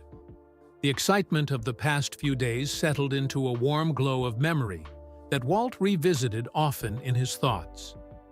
"You're looking stronger today, Mr. Jenkins," Dr. Patel observed during morning rounds. The next day, "Your vitals have stabilized considerably." "Does that mean I can go home soon?" Walt asked. Dr. Patel reviewed the chart. "If this progress continues, perhaps by the end of the week. But you'll need to take things easy at home. No excitement." Walt chuckled. After what's happened this week, normal life is going to seem pretty dull anyway. But Walt's fame had spread beyond the hospital. Local news stations ran follow-up stories about LeBron's most loyal fan. The Cleveland newspaper published a feature article complete with photos of Walt's memorabilia collection. Basketball. Fans from around Ohio sent cards and small gifts to the hospital. "You've got more mail," Sarah announced, wheeling in a cart stacked with envelopes and small packages. "This is just today's delivery." Walt looked bewildered. "What am I supposed to do with all this?" "Read them when you feel up to it," Sarah suggested. "People just want to connect with you." Walt selected an envelope at random and opened it. Inside was a handmade card from a 10-year-old boy named Marcus. "Dear Mr. Jenkins," Walt read aloud, "I think it's awesome that you never missed a LeBron game. I want to be a loyal fan like you. What's your secret? How do you never give up on your team or player, even when things get tough? Sincerely, Marcus." Walt stared at the childish handwriting, unexpectedly touched by the boy's questions. "He wants advice from me?" Sarah smiled. "You've become something of a role model, Walt, for dedication and loyalty." Throughout the day, Walt read more letters.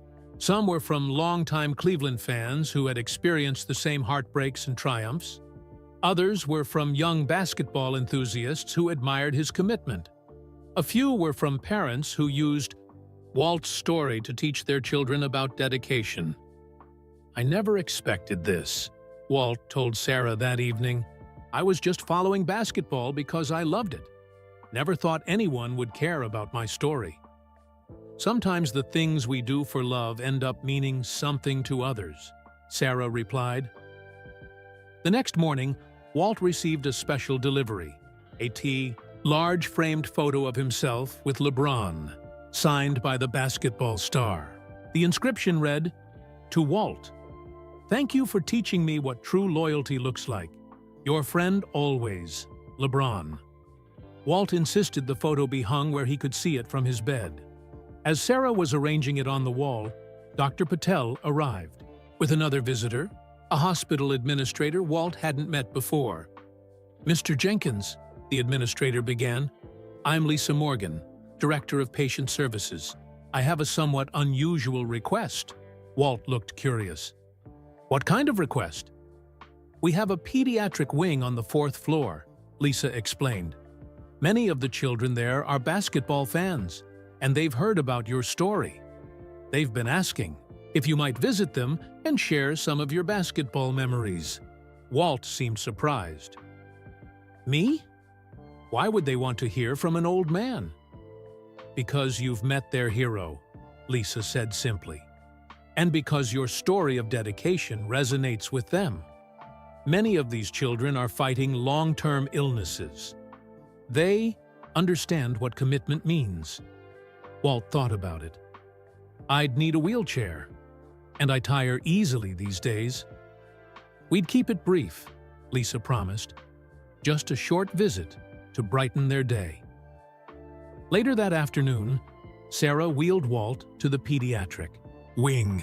The children's ward was decorated with bright colors and cheerful murals, a stark contrast to the sterile white of Walt's floor. In the recreation room, a dozen children of various ages waited excitedly. Some were in wheelchairs, others had IVs attached to poles beside them, but all faces lit up when Walt entered. "Everyone," a pediatric nurse announced, "this is Mr. Walter Jenkins, who hasn't missed a single LeBron James basketball game since LeBron was in high school." "That's so many games!" exclaimed a girl with a colorful scarf covering her head. 1,637, Walt confirmed with a smile. and counting. For the next hour, Walt answered the children's questions about basketball, about meeting LeBron, and about his massive collection of memorabilia. He showed them the championship ring LeBron had given him, letting each child hold it carefully.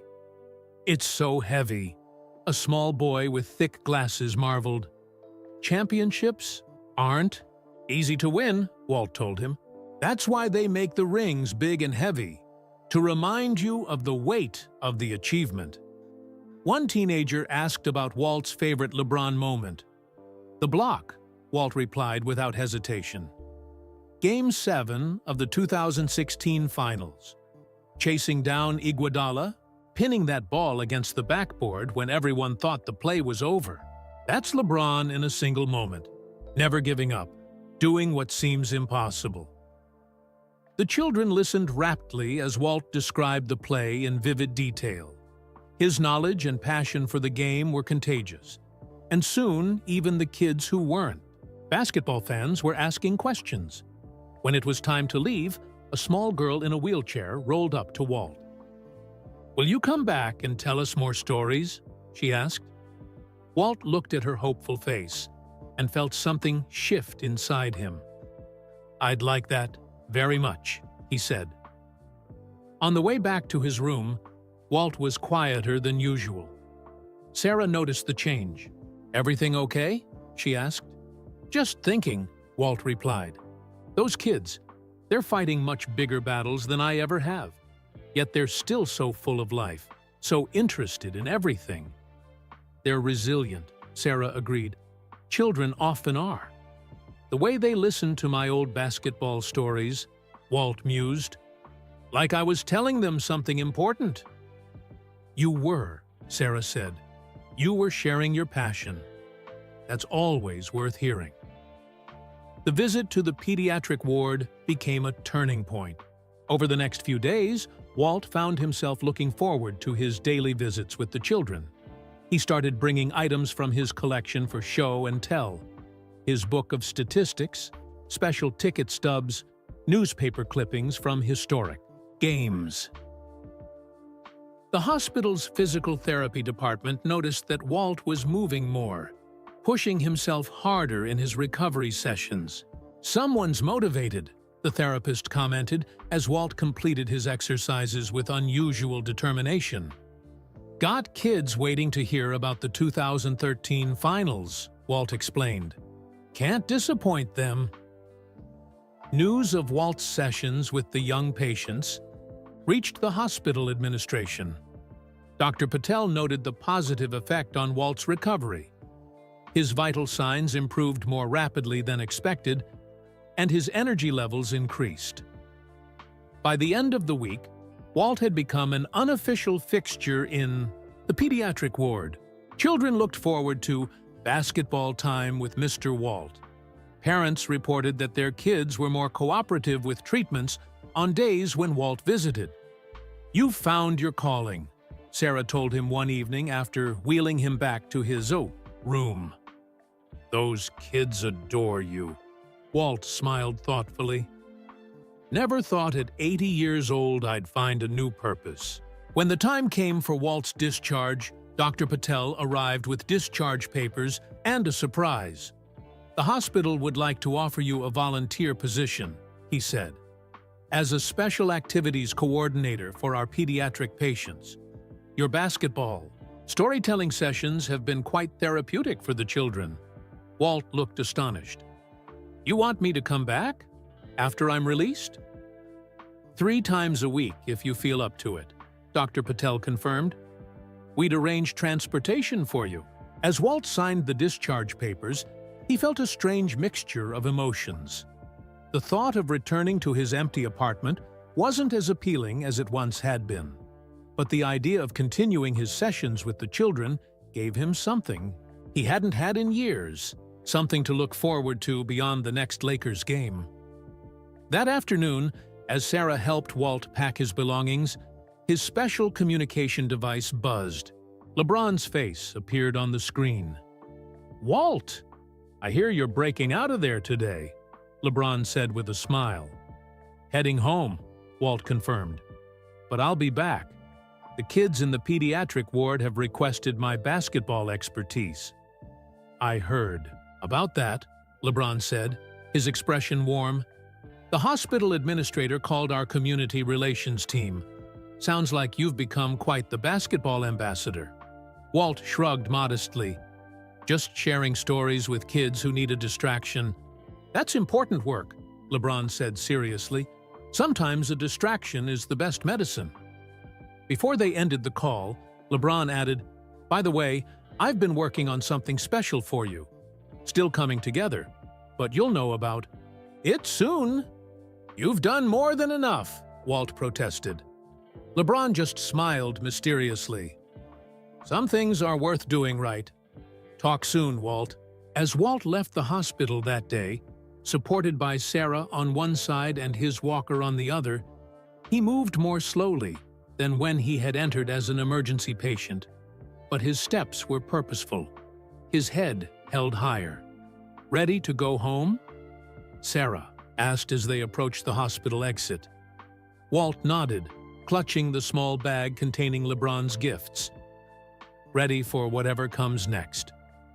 Walt settled back into his apartment with the help of Sarah, who had volunteered to assist him on her day off. The familiar surroundings felt different somehow, both comforting and strangely empty after the excitement of the hospital. "Where do you want your LeBron photo?" Sarah asked, holding the framed picture LeBron had sent. Walt pointed to the wall opposite his recliner. "Right there, where I can see it while I watch the games." As Sarah hung the photo, Walt carefully arranged his other treasures, the game ball, the championship ring, and the special communication device. Each item represented a connection to LeBron that went beyond being a fan, a personal bond that still felt surreal. "The hospital van will pick you up tomorrow at 10 for your volunteer session," Sarah reminded him as she prepared to leave. "Are you sure you'll be okay alone tonight?" Walt nodded. "Been taking care of myself for years. Besides, I've got a Lakers game to watch in a few hours." After Sarah left, Walt moved carefully around his apartment, reacquainting himself with his space. His collection of LeBron memorabilia seemed to have multiplied. Mrs. Rodriguez, his apartment manager, had collected all the mail and packages that had arrived during his hospital stay. "You've become famous, Mr. Jenkins," she had said when greeting him upon his return. "I've had to sign for so many deliveries." Walt spent the afternoon sorting through letters and packages from basketball fans across the country. Some included memorabilia they thought he might like for his collection. Others simply contained notes of appreciation and well wishes for his recovery. That evening, Walt settled into his recliner for the Lakers game. He pulled on his lucky purple and gold socks, arranged his statistics notebook beside him, and turned on the television. The pregame show began with a surprise, a segment about Walt. "The Lakers take on the Blazers tonight," the announcer said.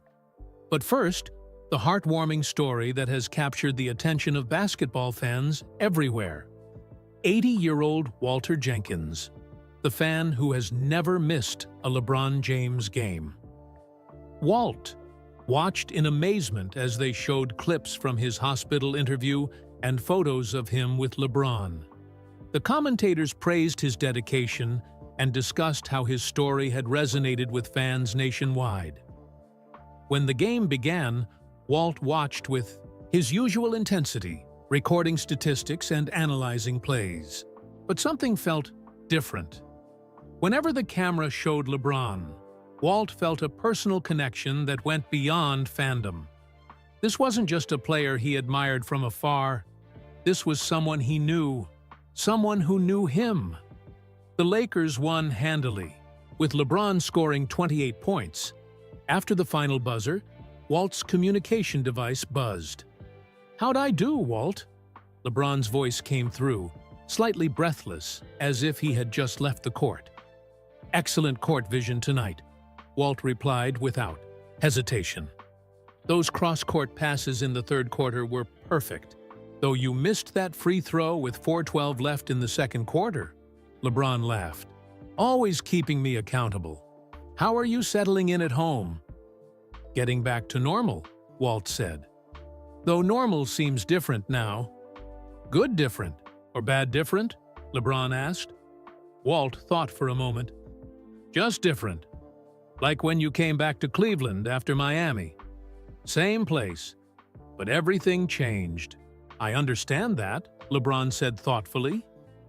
They chatted for a few more minutes about the game and Walt's plans for his first volunteer session at the hospital the next day. Before ending the call, LeBron mentioned that the Lakers would be playing in Chicago in 2 weeks, just a short flight from Cleveland. "I know that's not too far from you," LeBron said. Just thinking ahead, the next 3 weeks settled into a new rhythm for Walt.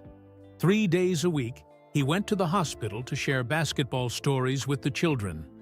His sessions expanded beyond just talking about LeBron.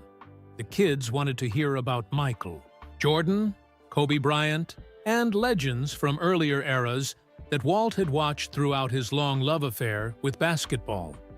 Mr. Walt, who's better, LeBron or Jordan, became a regular debate, with Walt diplomatically praising both while secretly believing LeBron was the greatest he'd ever seen. He hadn't missed a Lakers game, of course. Some nights he watched from home, other nights the hospital arranged viewing parties in the pediatric ward, with Walt providing commentary for the children. His health continued to improve. The regular activity of his hospital visits, combined with a structured rehabilitation program, helped strengthen his heart. Dr. Patel was pleased with his progress at each checkup. "Whatever you're doing, keep doing it," the doctor advised. "Your heart is responding remarkably well." One afternoon, as Walt was finishing a session with the children, Sarah appeared at the door of the recreation room. "Walt, you have a call," she said, holding up his special communication device. Walt excused himself and took the device. LeBron's face appeared on the screen. "Walt, how's my favorite basketball historian?" LeBron greeted him. "Can't complain," Walt replied with a smile. "Just finished telling these kids about your 2018 playoffs run." "The good old days," LeBron laughed. "Listen, I'm calling with an invitation. How would you feel about attending our home game against Boston next week? As my personal guest?" Walt's eyes widened. "In Los Angeles?"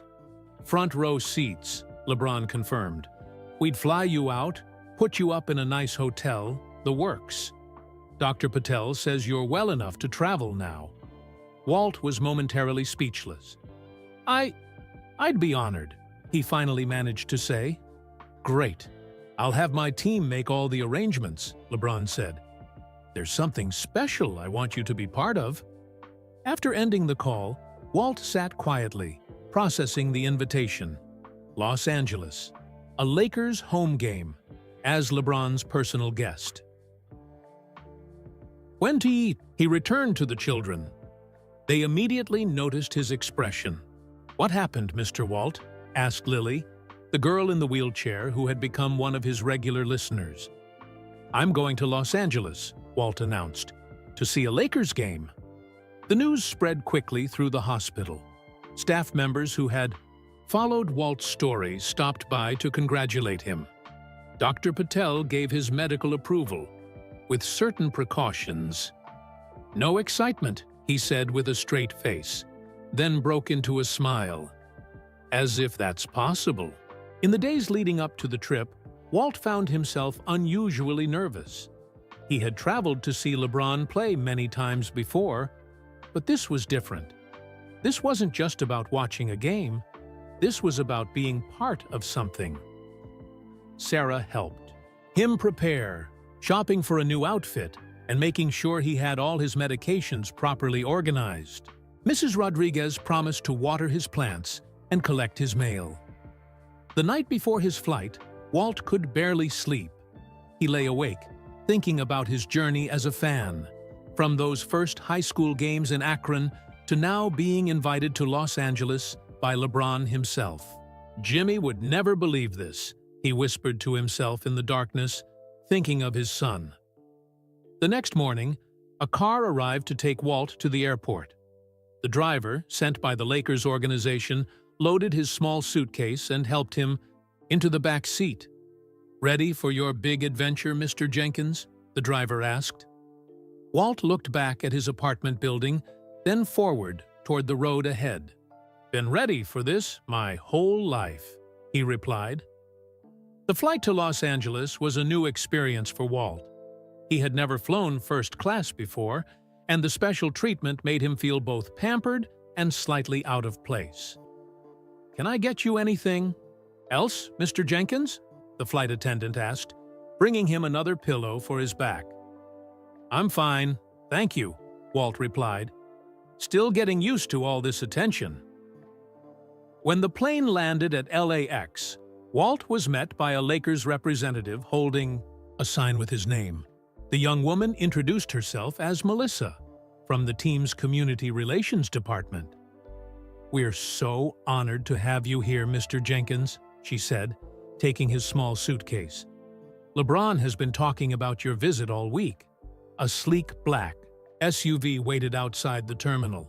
The driver helped Walt into the back seat, handling his walker with care. As they pulled away from the airport, Walt gazed out at the palm trees and bright sunshine of Los Angeles, so different from Cleveland in winter. "First time in LA?" Melissa asked. Walt nodded. "Been to a lot of cities following LeBron's career, but never made it out to California. Martha, my wife, always wanted to see Hollywood. We can arrange a tour if you'd like," Melissa offered. "Maybe another time," Walt said. "I'm here for basketball." The SUV pulled up to a luxury hotel in downtown Los Angeles. Walt was surprised when the manager himself came out to greet him. "Mr. Jenkins, welcome to Los Angeles," the manager said, shaking Walt's hand. "We have you in one of our finest suites, with a view of the city." The suite was larger than Walt's entire apartment. Floor-to-ceiling windows offered a spectacular view of the Los Angeles skyline. On the dining table sat a gift basket filled with Lakers merchandise and California treats. "This is too much," Walt murmured as he explored the space. "Mr. James was very specific about your accommodations," Melissa explained. "He wanted to make sure you were comfortable." After helping Walt settle in, Melissa reviewed the schedule for his visit. "You'll have this evening to rest. Tomorrow morning, a car will bring you to the practice facility to watch the team's shoot-around. Then you'll have some time to relax before the game tomorrow night." After Melissa left, Walt sat by the window, watching the sunset over Los Angeles.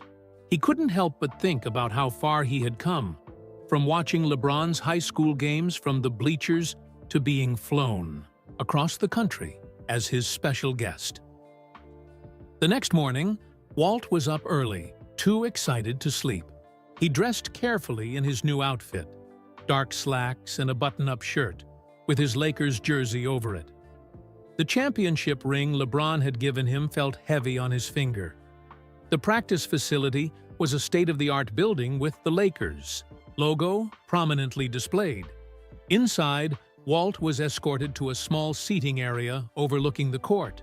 The team was already warming up, running through shooting drills and stretching exercises. LeBron spotted Walt almost immediately. He jogged over, a wide smile on his face. "Walt, you made it," he called, climbing up to the seating area. "Wouldn't miss it," Walt replied, as LeBron embraced him gently. "How was the flight? Hotel okay?" LeBron asked. "Everything's perfect," Walt assured him. "Though I feel a bit out of place with all this luxury." LeBron laughed. "Get used to it. Today is all about you." Walt watched the rest of practice with fascination. From his vantage point, he could hear the coach's instructions and the players' conversations. It was like having behind-the-scenes access to a world he had only observed from a distance. After practice, LeBron introduced Walt to the coaching staff and other players. Each greeted him with respect, many mentioning they had heard about his perfect attendance record for LeBron's games. "So you're the famous Walt," said the Lakers coach, shaking his hand. "LeBron says you know his game better than anyone." "Just been paying attention for a long time," Walt replied modestly. As the players dispersed for their pre-game routines, LeBron walked Walt through the facility, showing him the weight room, treatment areas, and team meeting rooms. "This is where the real work happens," LeBron explained. "The stuff people don't see on TV." Walt nodded.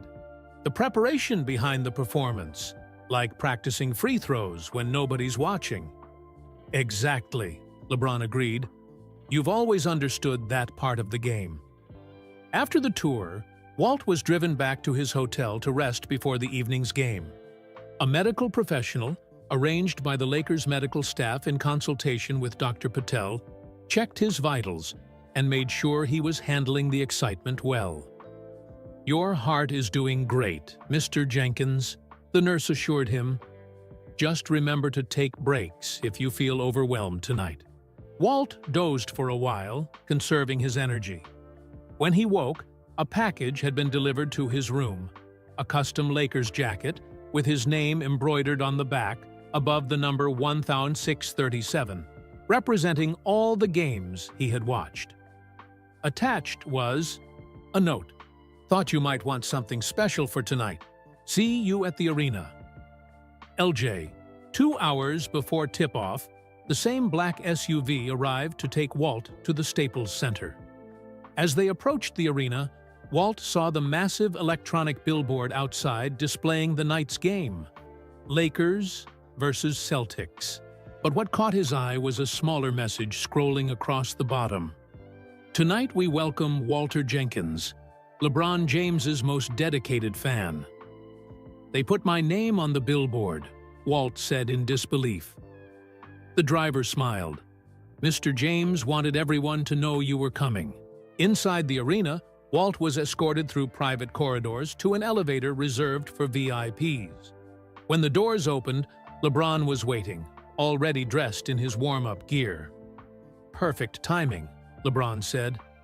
"I wanted to show you something before the fans arrive." LeBron led Walt to the empty court.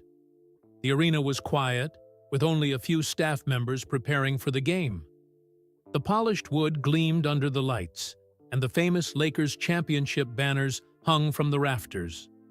"This is where the magic happens," LeBron said, gesturing around. "But the real magic isn't the place, it's the connection between players and fans." Walt nodded, taking in the scene. In all his years of attending games, he had never been on an NBA court before the crowd arrived, never experienced the calm before the storm. "I have something to show you," LeBron continued, leading Walt to a section near the Lakers bench. "This is where you'll be sitting tonight." Walt looked at the seat, front row, directly behind the team bench. A plaque on the seat read, "Walter Jenkins, #1 fan." That's my seat?" Walt asked, his voice catching. "For tonight and any other game you want to attend," LeBron confirmed. "I've arranged for this seat to be yours whenever you're in LA." Walt ran his fingers over the plaque, too moved to speak. "There's more," LeBron said, "but that will come during the game. For now, why don't we get you settled before the crowds arrive?" As game time approached, the arena filled with fans. Many did double takes when they spotted Walt sitting in his special seat.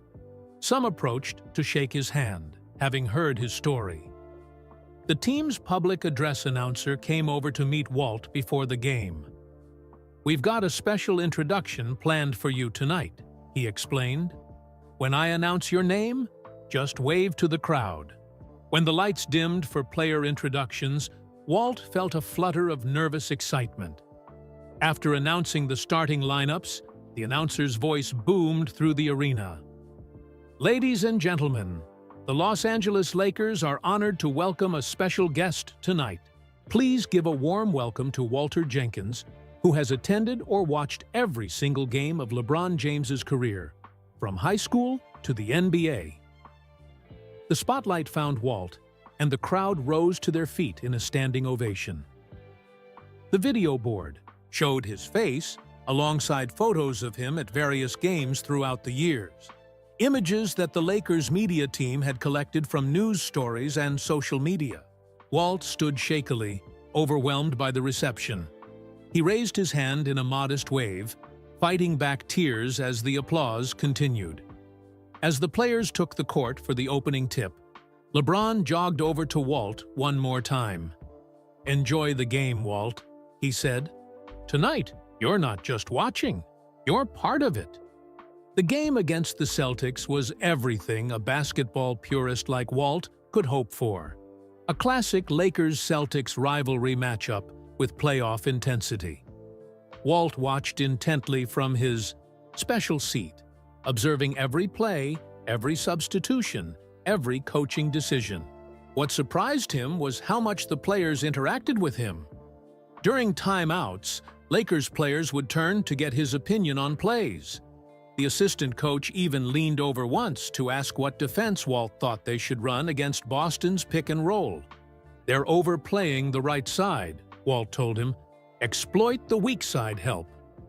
The coach nodded thoughtfully before relaying something similar to the team. When the adjustment worked for a quick basket, several players looked back at Walt with nods of appreciation. During halftime, Walt was invited to the Lakers' locker room. The team's medical staff checked his vitals first, making sure the excitement wasn't too much for his heart. "Steady as a rock," the team doctor reported with a smile. "Basketball must be good medicine for you." Inside the locker room, Walt observed the strategic discussions, the adjustments being planned, the encouragement between teammates. It was a side of basketball few fans ever get to see. LeBron approached Walt as the team prepared to return to the court. "How are you enjoying the game so far?" he asked. "It's amazing," Walt replied, "but I've noticed something different about your play tonight." LeBron raised an eyebrow. "Oh? What's that?" "You're wearing different shoes than usual," Walt observed. "And you keep looking down at them before free throws." LeBron smiled mysteriously. "Good eye as always, Walt. You'll understand why soon enough." The second half was even more thrilling than the first. The lead changed hands multiple times, with neither team able to pull away. LeBron played brilliantly, orchestrating the offense while delivering timely baskets. With 2 minutes remaining and the Lakers up by 1 point, a timeout was called. As the players huddled, the public address announcer's voice came over the speakers. "Ladies and gentlemen, we have a special presentation tonight. Please direct your attention to the center court screen." The giant video board lit up with a beautifully produced video. It began with footage of LeBron in high school, then progressed through his career in Cleveland, Miami, back to Cleveland, and finally Los Angeles. Throughout the montage, one element remained constant. In the crowd at various games, the camera zoomed in to show Walt, watching intently from different seats over the years. As the arena fell silent, watching the video, Walt saw himself through the decades, younger at first, gradually aging, but always there, always watching. The tears he had been holding back all evening finally spilled over. The video ended with a close-up of LeBron saying directly to the camera, "Some journeys aren't traveled alone." Thank you, Walt, for being there every step of the way. The crowd erupted in applause as the lights came back up. Walt wiped his eyes, overwhelmed by the tribute. When play resumed, LeBron seemed to find another gear. He scored the Lakers' final 8 points, securing a 3-point victory as the final buzzer sounded. The crowd roared its approval as players exchanged handshakes and headed toward the locker rooms. But LeBron didn't follow his teammates. Instead, he walked directly to Walt, the game ball tucked under his arm. "Would you come with me, Walt?" he asked. "There's something I need to show you." With the help of a staff member, Walt made his way onto the court. The crowd, sensing something special was happening, remained in their seats, watching curiously.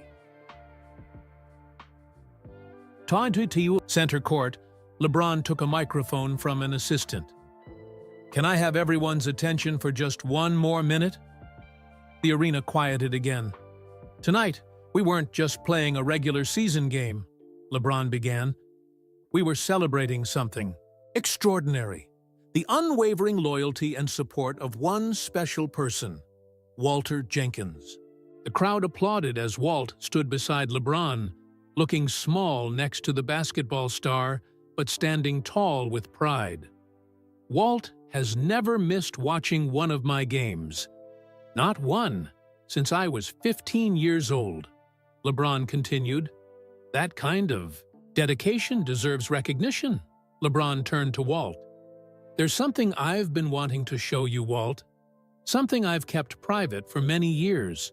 He bent down and pointed to his basketball shoes. "Take a closer look." Walt leaned forward, squinting to see what LeBron was indicating.